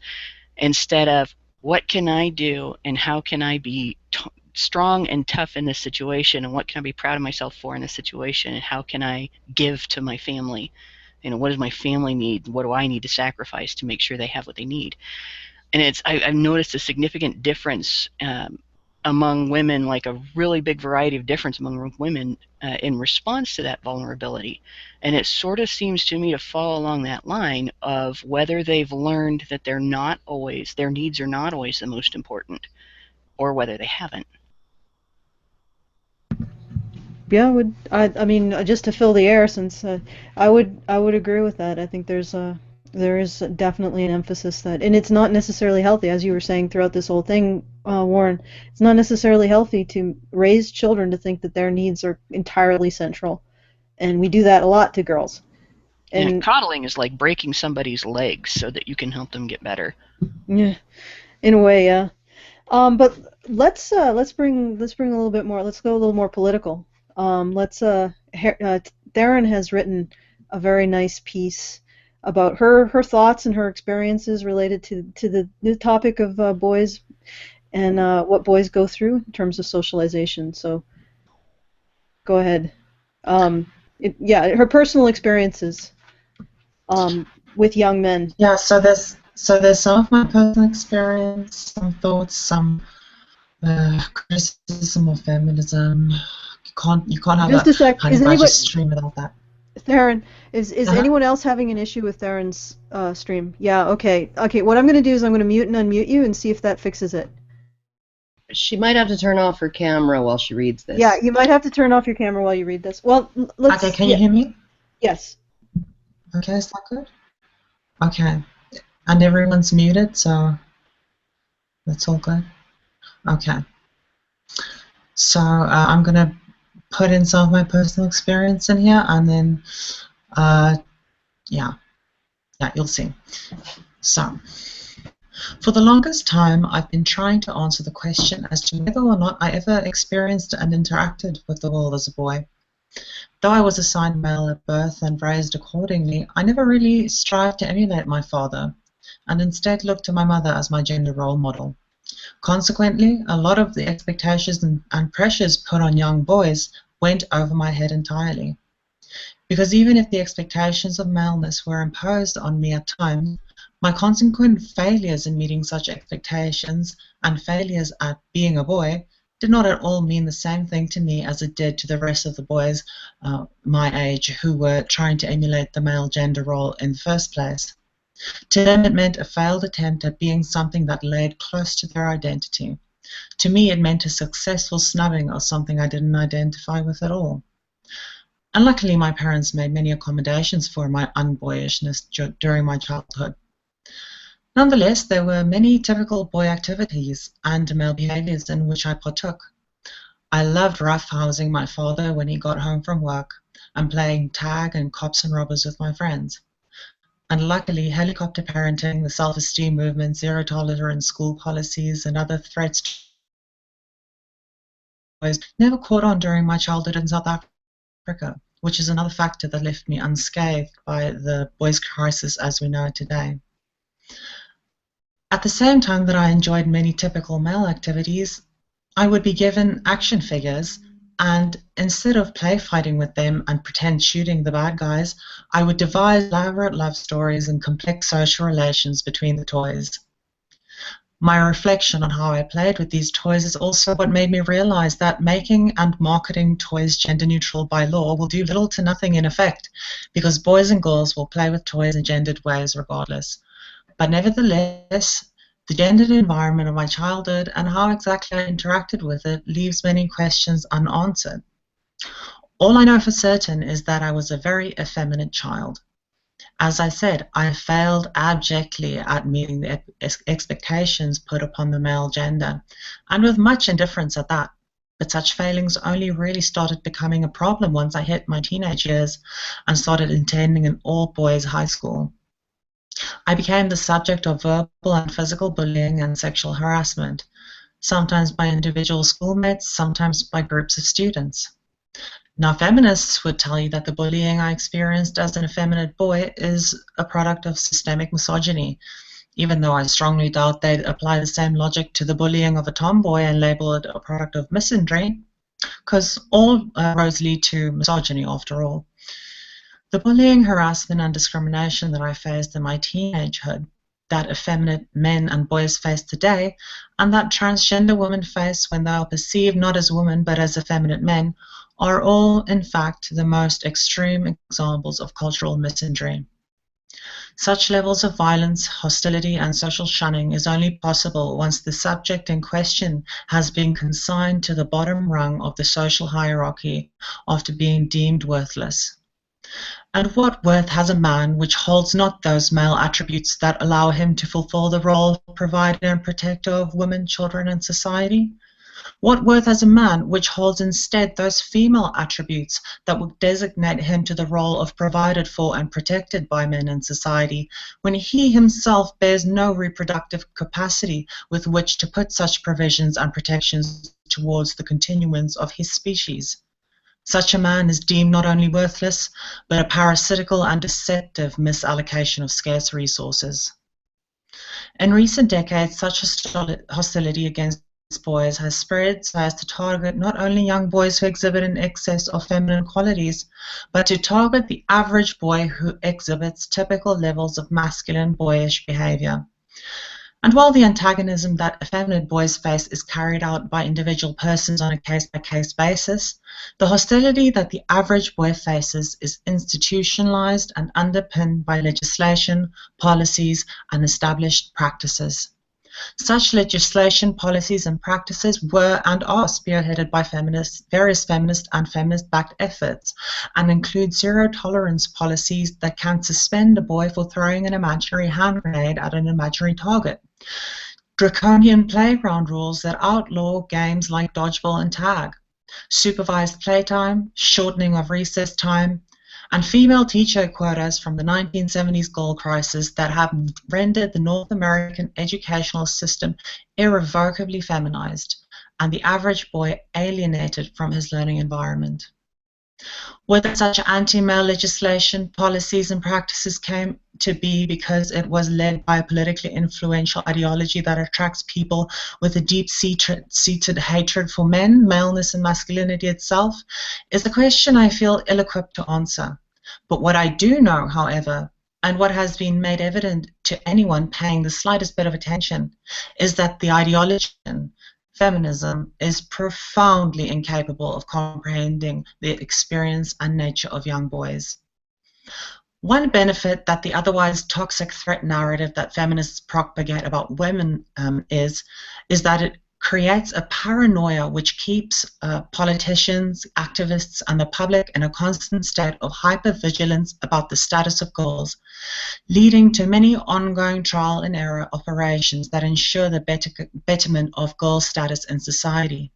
No such threat narrative is in place for men and boys. In fact, quite the opposite. While the feminist narrative doesn't necessarily posit that men and boys face no issues at all, it does seem to hold that boys' issues are dwarfed by the gargantuan number of grave issues faced by women and girls. Such a dismissive attitude towards the lives, experiences, and suffering of a group of people is bound to leave many urgent matters unattended to, and is so clearly observable by anybody who cares to look. Near the end of last year, I dated a guy for a few weeks. It didn't last long because this man was in a constant state of apology for his existence and was perpetually ashamed for being male. I don't like using the term pussy whipped, but I can't think of anything more fitting. And call me a traditionalist, but a lack of charisma and confidence is probably one of my biggest turnoffs in a male partner. It turned out that this guy was raised by super progressive feminist parents in an environment that treated him like a problem that needed to be fixed or a problem waiting to happen. Obviously, these sentiments weren't imparted to him overtly, but rather through a series of covert, quote-unquote, microaggressions throughout his childhood, best encapsulated by a phrase like, "teach boys not to rape." While this statement does not directly assert that all men and boys are born rapists, it is what logically follows after considering the implied assertions that boys must be taught out of the act of raping, as opposed to being taught into the act of raping, which at the very least wouldn't imply that boys are born that way and in need of learning their inherent psychopathy. As with this guy I dated, these insidious anti-male sentiments don't simply go over a boy's head, but rather they insinuate themselves into a boy's psyche and pick away at any remnant of what was once a positive male identity.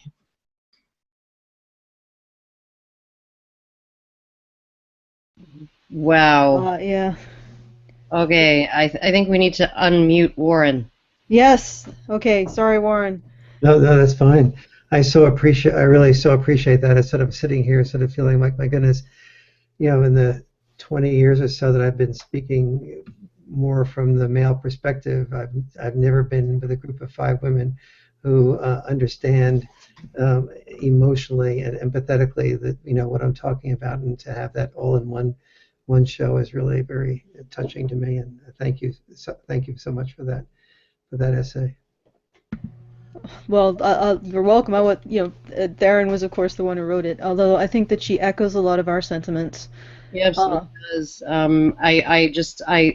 One of the things I did want to mention too, because these boys these days they are bombarded with all of these messages from the culture, and they're not just the really really like the sledgehammer ones like teach boys not to rape, or the billboard that with the little 9-year-old boy's school picture. When I grow up, I'm going to beat my wife, and all of these things that we actually have out in the culture. It's the insidious ones too. Boys are stupid. Throw rocks at them. Highly popular line of merchandise. Nothing like it. Nothing like it on the other side. It used to be that boys and girls had a natural sort of friendly antagonism. There was talk of cooties and boy germs and girl germs, and you rule and you drool and I rule. The whole and boys and girls would talk that way about each other. And now we've essentially told boys that's not. It's never okay for anybody to talk that way about girls. At the same time, we seem to have almost this pathological need to put boys down in pop culture. If God forbid you ever watch anything on the Disney Channel, iCarly or any of those shows that are popular among preteens, like the female characters are all tough or super smart and popular or whatever, and the boy characters are just, they're just they can't even stick up for themselves. They just get bullied. You're my best friend, even though you treat me like shit. Carly. And I'm thinking to myself, like, this is what we're showing our boys. And those messages are being absorbed too. And you get sort of almost this feeling that, like we put this need or maybe it's an inherent need in men to be useful. And at the same time, we handicap boys in their ability to become useful. We essentially say, well, if you don't let her win the race, then you're a jerk. If we change the whole school system to better suit girls, and now we just ripped apart the trailer for The Mask You Live In, Alison and I earlier today, and the whole approach to that seems to be, well, we're not going to change the environment that we already changed to suit girls, and completely forgot about that this might actually have an impact on boys. We're not going to do that. What we're going to do is we're going to convince these boys that you have to fix yourselves, right? And you have to do it with almost no resources too. With almost no services, you should be reaching out for help. Well, where is it? Where's the help? So it's almost like we're putting it all on them a boy has to be stoic in certain ways in order to endure this culture right now. Otherwise, he'd just be depressed all the time. That's the great irony. Yeah. It's so amazing. Well, if I can bit a little even more feistier than Karen, it's almost like a lot of these feminist campaigns, and it is feminist campaigns. In particular, I'm thinking about the White Ribbon Campaign, which is going into middle schools and high schools in Ontario and getting the boys to take responsibility for violence against girls. No message to girls to take responsibility against violence against boys, even though in that demographic the girls are more violent than the boys. But so they're going in and they're spending money on that, and they're saying to the demographic that's most vulnerable to suicide, not only do we not care about the violence done to you, you have to take responsibility for the violence against a group of people who's most likely to be violent towards you, rather than you violent towards them. And yeah, you're also the most vulnerable to suicide, but internalize all of this message. And it almost feels like, and like I said, this is going to be feistier than what Karen said. It almost feels like feminists want boys to cry so they can drink the tears. Mm-hmm. I know that's a rough thing to say, but no, it's actually very poetic. It's very, and it's the amazing sad thing is, and especially I understand that I came from a background where I was deeply involved in the feminist movement, and to see the portions of feminism that were reaching toward trying to create equal responsibility, meaning that when Betty Friedan wrote The Second Stage, her second big book in this area, it said that there needed to be a men's movement to balance the women's movement. There needed to be a change in both gender roles together. And she was, just basically that book was shoved under the rug, and 99% of people don't even know that it exists. And Gloria Steinem used to say the world needs more women at work and more men as fathers, and that has sort of gotten lost. And instead, the feminist movement has become one of the greatest promoters of the infantilization of women. The greatest infantilization law, and this is not like theory, this is not like stuck in the gender studies departments. The law in California now, the Affirmative Consent Act, has not just been proposed, it's been passed, it's been signed by the governor, and it is now in operation. And it includes, if a boy on campus, it's limited to campus activities, but if a boy is on campus and he reaches out and takes a girl's hand without getting an affirmative consent, that is a yes from her first, he can be accused by her of sexual assault. And then the trial will not occur in normal legal due process type of ways if he's accused of sexual assault. It will occur on campus, where there's a great deal of weakness to the issue of due process, But more importantly, there's a fear on the part of the school that if it comes out saying the boy, this was too much, or the boy he didn't ask first, but there was positive contact on her part, and the only reason that the accusation of assault occurred was after they broke up the relationship, or it didn't become what she wanted it to be. If the school takes that approach to it, they're then anti-female, and the school has to worry about losing resources, and losing monies to support it, even if it's a private school. And so this is just this is the institutionalization of the infantilization of women, to sort of say that and obviously if a woman reaches out and takes a man's hand, a man would say thank you. He wouldn't say sue you. And so it's really a one-way street in this gender affirmative consent. And the sad thing is what's that? I think too, one of the big problems with the affirmative consent standard on campuses as well is that in order to comply with that standard, he's actually risking an accusation of sexual harassment, because sexual harassment is any unwanted overture, verbal overture whatsoever. So if he asks, can I kiss you, and that wasn't welcome, right, then he's just broken the sexual harassment code, right? So, I mean, there's no way for this poor kid to win other than to, watch porn and jerk it. That's it. And he is, as a boy, on average, boys are the less mature sex, and he knows very, very little about girls, very little about women, and the less mature sex is being asked to risk rejection. Now, there's no feminists out there saying what we need is to train and re-socialize girls to share the risks of rejection. Okay, let's teach girls how to ask, how to hold hands, how to kiss the boy first, how to be the first one to touch the boy's genitals. Let's have workshops in this so that girls can be really equal and share the responsibility of the risks of rejection. So we are saying on the one hand, sex is dirty, and then saying boys initiate the dirt.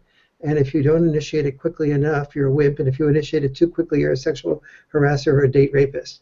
And that's a tough thing for a 13, 14, 15-year-old boy to deal with. And as you say, there's,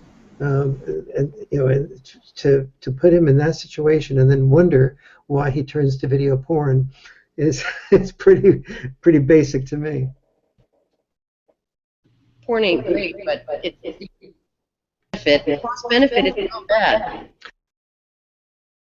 Pornography is basically access to a variety of attractive women without fear of rejection at a price he can afford. And it also really desensitizes the boy to sex, increases his expectations, desensitizes him to nuance, to relationships, to the real interactions that are needed to create a really loving, respectful, caring, long-term relationship. And so it's one of the worst lose-lose situations. And it's none of the books on whether I'm writing on this issue now, and the one-sentence summary that I had for the sales copy on sexuality has created more problems than with my publisher than anything. It's just amazing how challenging it is to broach this topic. I wanted to say, I'm getting an echo.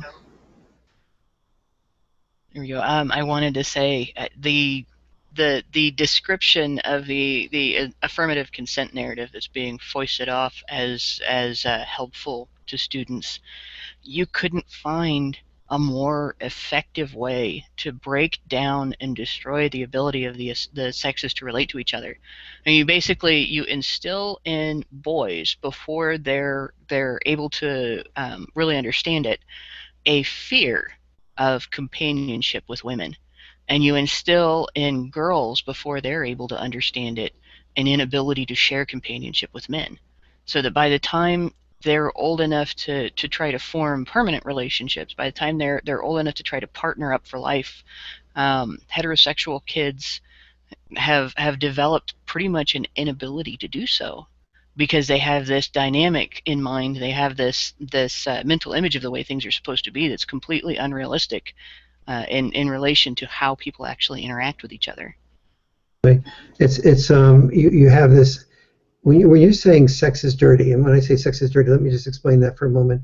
If you imagine two parents and their children are, say, let's say 11 and 13, and they're watching CSI, and two people are murdering each other and so on, 99% of parents would just pass that by, go to the kitchen, do whatever work they're doing. But if instead of that, there's two people naked and you see a vagina and a erect penis going into vagina, and they're making love, they're having sex or making love, most parents for that 9 and 13-year-old would say, "What? How did you get this? What are you doing there?" And go over, turn that off. So the message is that sex is worse than murder, and yet we are telling our sons that you are the ones who are supposed to initiate that, if anyone initiates it.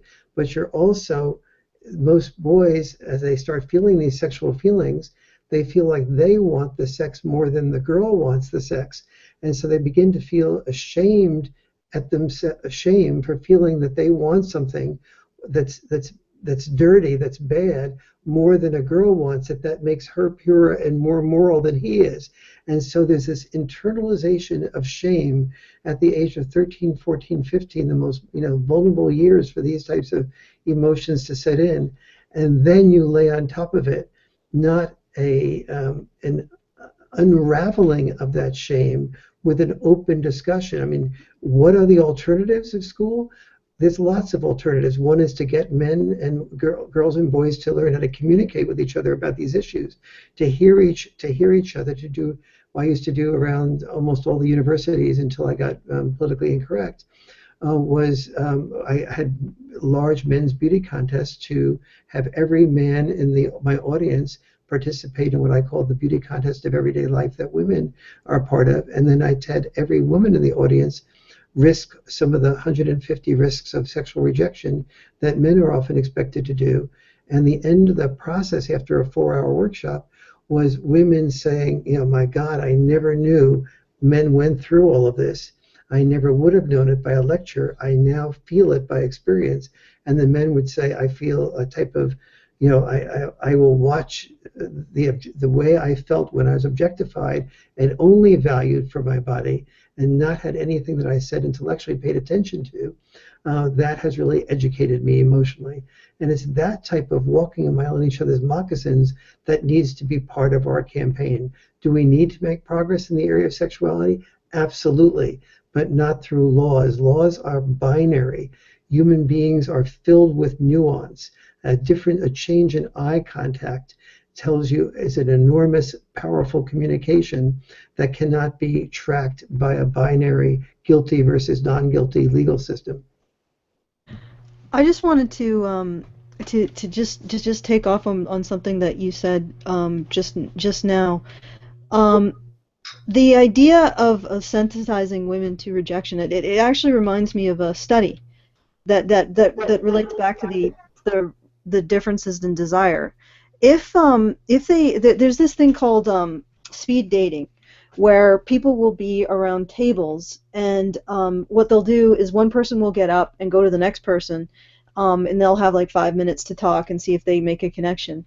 And what they did is they had, in one scenario, they had the women be the ones to get up and approach a new person, or they had the men be the ones to get up and approach the women. And what they found is in the scenario where the women got up and approached the men actually got more choosy. I just wanted to throw that out there because I think that would be an interesting social wide experiment if we actually got to the case where women started to approach, because it might end up making men more choosy. Well, yes, and it also would be extremely helpful for women as well. So, if feminists really were trying to empower women, the first thing that you want to do is create original choice power, as opposed to veto power. Currently, women are more likely to have the veto power, and the men are expected to have the original choice power. Women have the option. In the old days, that was stereotype, but in the more recently, today women have the option to initiate, but not the expectation to initiate. But if you're training women to have original choice power, choosing the man that they're most interested in or the female partner they're most interested in, they're far more likely to get what they want. And the importance of women getting choosing the man they want is that the studies by Gottman and so on have found that, especially Gottman's work, has found that when a woman is in a marriage where she's attracted to the man and she is happy, that marriage is happy. Basically, the old saying of happy wife, a happy life is quite accurate. And so how do you get a woman to have a happy life? You get her to do the choosing rather than just waiting for other people to come to her and then rejecting those people and then choosing by veto power the one that she wants. And so, but what would happen is if women were trained to choose, is that then the women would have to deal with rejection, and the women would have to deal with being accused of being too overbearing, being the sexual harassers, pushing the men further when they to avoid rejection, and the accusations of date rape or quasi date rape, or buying the men drinks and buying the men dinners to attract them. So you really, when you reverse the roles, you create both empathy and you also give women original choice power, and that would be a real feminist approach, as opposed to having men still have the expectation, but be blamed and legally vulnerable when they fail. Well, there's something that also I find really interesting about this situation. As I guess the showrunner, as someone mentioned in chat, I've had to learn a lot of new business skills, one of which is to learn to become more comfortable with selling. And what I found from reading sales research, is the parallels between selling and the male role in the dating script are completely undeniable. So when we tell boys to adopt this role, we're actually training them to learn to sell. And salesmanship is the basic unit of our economy. Being able to sell yourself to an employer, being able to sell yourself to clients, being able to sell yourself to customers. This is like the essence of success in our economy. So foundationally, we say to boys, well, these urges that you have, this desire that you have, you got to learn, in order to slack it, you have to learn to sell. And that's an incredible impetus to learn those skills and learn them very well. And then we're surprised when boys go out into the business world and they negotiate for better salaries, and that they're able to do better at sales and in other aspects where you need those skills. You need to be able to negotiate those kinds of situations of risk. And then we're just surprised that girls are still, despite all of the attempts to make up the difference, girls are still falling behind. And I think one of the fundamental reasons why girls are falling behind in terms of money, especially in terms of negotiating salary, is because they're never expected to take. The sexual drive is one of the most powerful drives for us mammals, and we have said learn to sell to boys in order to get that met. We don't say that to girls, and subsequently they don't learn it as well. Well, what a surprise! Yeah, but Brian, you wanted to. You got to unmute the doctor, though. Okay, sorry, Warren, I didn't. No problem. I totally agree with you, and this is, of course, one of the things I write about in The Myth of Male Power is exactly this issue.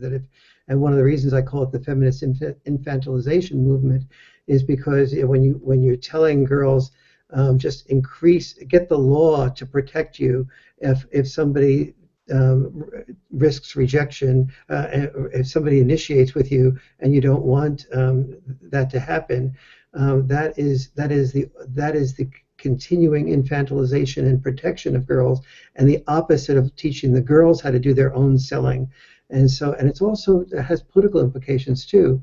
Many women don't run for political office because they haven't been trained to risk rejection like men have. Boys and men have learned every part of their life. Girls learn to the degree to which the girls are traditional. They learn, if a boy is kissing you and then tongue kissing you and then beginning to touch you on your breast, you better say no. So the boy and you better say no and at least slow down that train, even if you do want to get to the intercourse place.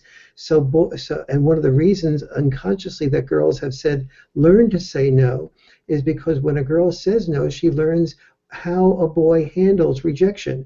Does he handle rejection by being overwhelming and ignoring it? Does he handle rejection by backing off and never trying again? Does he do it for a little while? Is he clever with it? Does he turn it into laughter? Does he give you additional drink? Does he give you some more coffee to wake you up? How does he handle it? And if he handles it successfully, then that tells you something about him. But what it doesn't do is as you said, it doesn't train the girl to do that type of selling, nor does it train the girl to be able to handle criticism. The commerce of male adolescence is the training, is the exchange, is the trading of wit-covered put-downs. The commerce of male adolescence is the trading of wit-covered put-downs. And boys put each other down so that they learn to be able to handle criticism, and then from the sexual part, they learn to handle rejection. And so the combination of the two of them learns to prepare boys for all the criticism that any form of success takes, but particularly any form of political success takes an enormous capacity to handle criticism. But we aren't training girls to do that. We're doing the opposite of that. We're telling them that we're protecting them from criticism and from protecting them from risk-taking, and that is enormously undermining girls, and that, in my opinion, is misogyny.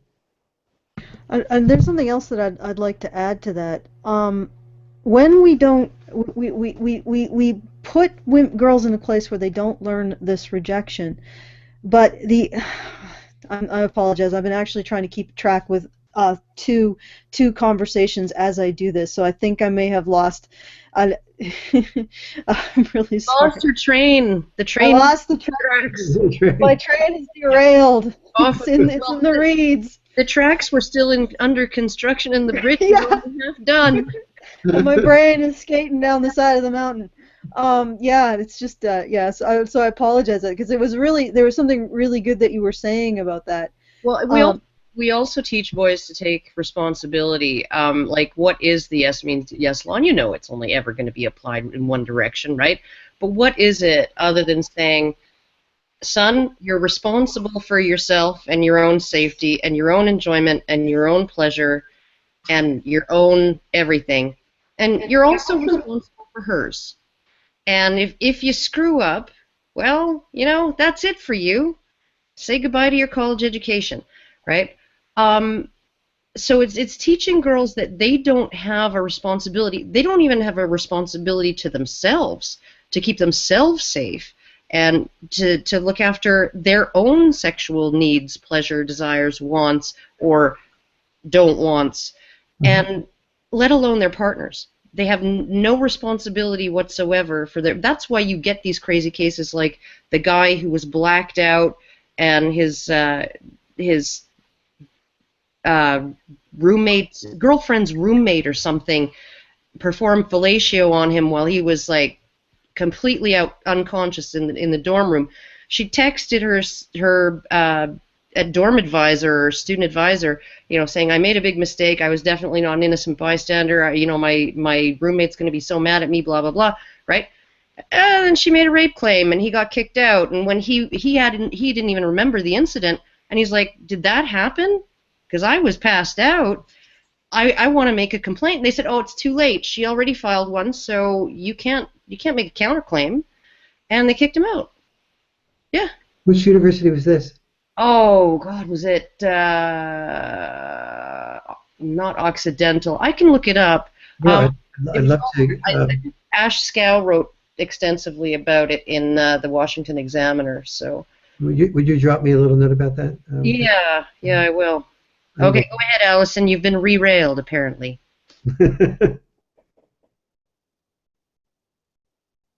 Or maybe she hasn't.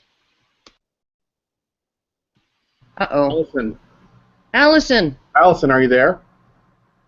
She is running into some technical problems. Oh, dear. We'll have to wait till she comes back.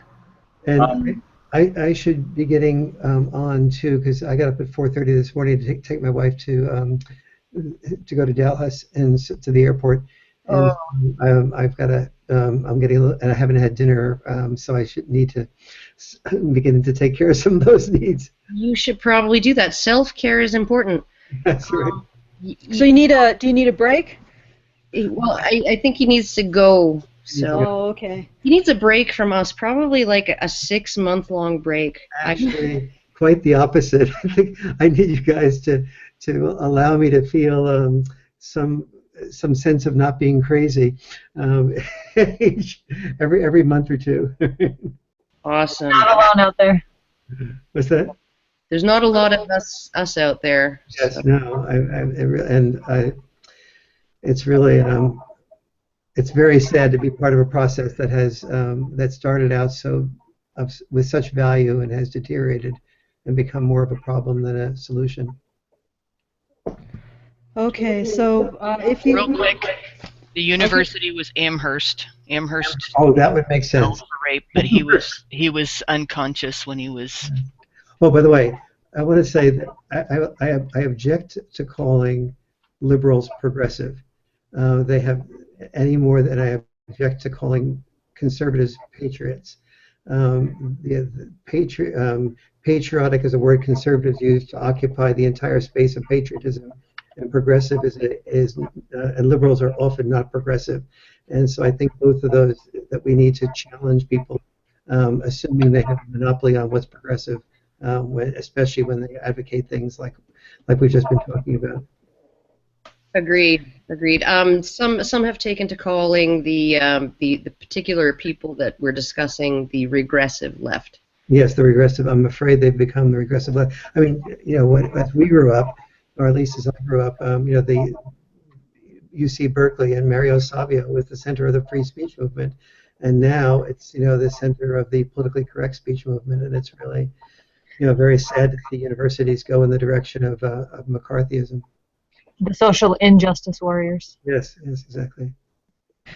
It's been such a pleasure. I cannot tell you what pleasure this has been to hang out with the five of you. It's been just wonderful. Likewise. Yeah, well, unfortunately, we never got to the letter of the young man who wasn't able to get to, who was essentially railroaded out of his teacher's school by a feminist. But perhaps if you come back, we can. I'd be delighted to come back. So, and I, one of the things that I care a great deal about is education. So, working on starting with that letter next time would be a pleasure. All right. Well, then then we shall have to do that. Thank you, Warren. Thank you, Warren. Thank you for writing something that basically changed my life. So. Oh, sorry, I had to mute you again because you were. Unmute him, poor guy. Oh, that's easy. All right, there you go. The entire feminist movement wishes they could do that. Yeah, well, unfortunately, for whatever reason, I always appealed to me more defining myself in terms of helping someone else with their vulnerabilities than focusing like a laser on my own. Yeah. And I find that a much more empowering message, the fact that I can do something to help men rather than I'm constantly in need of being saved, simultaneously saved from men by men. Yes. If feminism had real meaning, it would be defined the way you're defining it. Thank you. Okay, and thanks again for coming on, Warren. I'm going to have to mute you because of the echo. And again, we will have you on again. We'll have you on as many times as you would like to be on.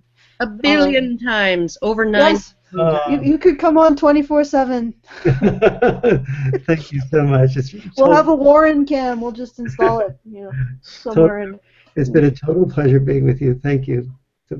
You're welcome. And thanks to all of our panelists, or the usual rogue of the gallery of rogues that we usually have here. And thanks for popping in the last moment. Doge, I'm sorry you couldn't actually say anything. Why don't you say something now? Hi, everybody, and sorry I was late. And hello, Warren. I'm a big fan. I actually have your Myth of Male Power book, and women can't hear what men don't say. That's it. I guess I want to talk to you myself at some point, so I'd like to bring you back to do that. Maybe a fireside chat would be cool. I would love that. It'd be really nice. Okay. Thank you. We shall have to make that happen. So Yeah. once again, thank you to Warren for coming. Thank you to all of our wonderful panelists. You're always a wonder to try to manage. You were very, very, very polite tonight, by the way. I really appreciate that. There was no train tonight for me. No. No. Yeah. Oh, nope. The train came in the station just as I needed it. So I could get a drink of water. But thank you again for coming, and thank you for listening. And once again, if you enjoy this, subscribe, like, consider becoming our patron. www.patreon.com/honeybadgerradio. You make this all possible. Patrons are a vital part of this effort, and thanks to everyone. Good night.